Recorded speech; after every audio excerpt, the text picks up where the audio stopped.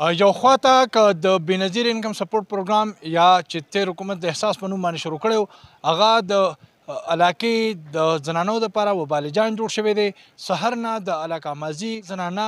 راغلي دي او په نګری بازار کې ولاړې دي خو سیستم ډاون دی او دا یوازې په مازو کې نه بلکې په چمله کې هم دغه صورتحال دی په ټول بونیر کې چې د لینک ډاون کېدو د وجې نه خلک د روژه په خوله راغلي دي او سهار نه تر دا وخته پورې انتظار کوي خو تر دا دمه د یوې زنانه هم کار نه دی شوی. د رمضان په مقدسه میاشت کې د احساس پروګرام امدادي رقم د علاقې د زنانو دپاره وبالجان جوړ شوی دی او د علاقې غریب زنانه د روژې په خوله سحر راځي او تر ماښام انتظار کوي خو د سیستم د خرابۍ د وجې نه د چا کار نه کیږي. د شکایت باوجود متعلقه ذمهداران تر دا دمه پورې د دغه مسلې په حل کې ناکامه دي. د شکایت کولو څوک شته نه. خلک د روژې باوجود د سحر نه تر ماښام انتظار وکړي او ماښام ناکامه واپس کور ته درومي. بلخوا د علاقې نارینه د حکومتي سرکاري وړو دپاره د سحر نه تر ماښامه داسې خوار او ذلیلې شي چې نه د دین شي او نه د سادین. یو وړښته که دغه ناقصه وړه د خوراک نه دي خو حکومت وقت د ریلیف په نوم دغه ایکسپایر غنم په خلکو خوروي نو بل اړخته د رمضان په میاشت کې هم د وړو په نرخ کې 400 روپو پورې اضافه شوې ده او معیاري وړو په بازار کې د 3000 روپیو تروړې نه سوا شوي دي.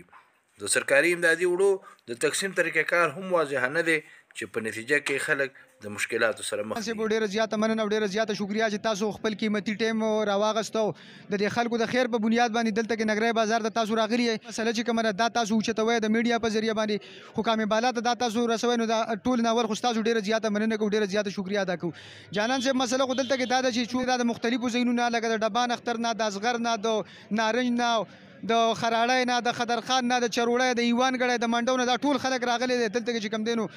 ورځ هم ځان له ماته کړې ده پرون هم راغلي دغه شانتې دي بله ورځ هم راغلي دغه شانتې دي روزانه را روان دي. موږ وایو چې باید دې له دا شانتې یو میکانیزم جوړ شي چې یو ترتیب جوړ شي چې کم دغه راځي موږ د خلکو ته هم دا اپیل کوو چې باید په دویمه ورځ باندې راځي. پروګرام خو دا دی چې انشاءالله تعالی ورځ تر ورځ به راځي خو که ورځ تر ورځ نه راځي نو په هره دویمه ورځ باندې به وړه راځي نو د هر ویلیج کونسل ته دې ته هم پته ده چې څنګه مخکې ترتیب و هر ویلیج کونسل ته به چې کوم دی نو یو گاډی راته یا به ورځ بعد راته یا به په هره دویمه ورځ باندې راته هلته کې به تقسیمېده د هغې یو خپل یو ترتیب جوړو. د دې وجه باندې موږ د عوامو ته دا اپیل کوو چې بهی تاسو هسې ځای راځئ ما دغه شانتې ټولو ویلیج کونسلو ناظمانو ته سیکرټریانو ته زموږ دا درخواست دی خلکو ته هم زموږ دا درخواست دی چې په خپل کلو کې کښېنئ خپل یو ترتیب مقرر کړئ چې نن مثال په طور د ملکا نمبر دی سباري املوکو والا والي وړه چې کم دی دا به ټولو ته میلاویږي هر یو سړي ته به میلاویږي خو چې په ترتیب باندې میلاو شي تاسو به تکلیف نه تاسو به بچ شئ ستاسو به ټایم بچ شي ستاسو به پیسې بچ شي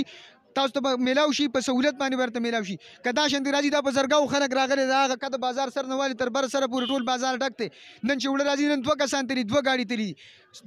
90 180 کسانو ته به نن وړه میلاو شي. دا باقي خلک یوه ورځ خو بعد ماته شوه ټیکټونه خو ولګول ورځ در باندې دغه شانتې تېره شوه. تاسو دا مهرباني وکړئ تاسو د میډیا په ذریعه باندې هم جانان صاحب ذریعه عوامو ته هم دا اپیل کوم انتظامیې ته هم اپیل کوم چې کوم زموږ منتخب ناظمان دي کوم سیکرټریان دي زموږ هغې ته موږ دا اپیل کوو چې باید د دې لپاره دوی راپاسي یو باقاعده یو زبردست یو بهترین میکانیزم جوړ کړي د کلو په ترتیب باندې که دلته کې نګرای ته خیر دی که راځي نو هم چې هغه خلک راځي چې د چا ته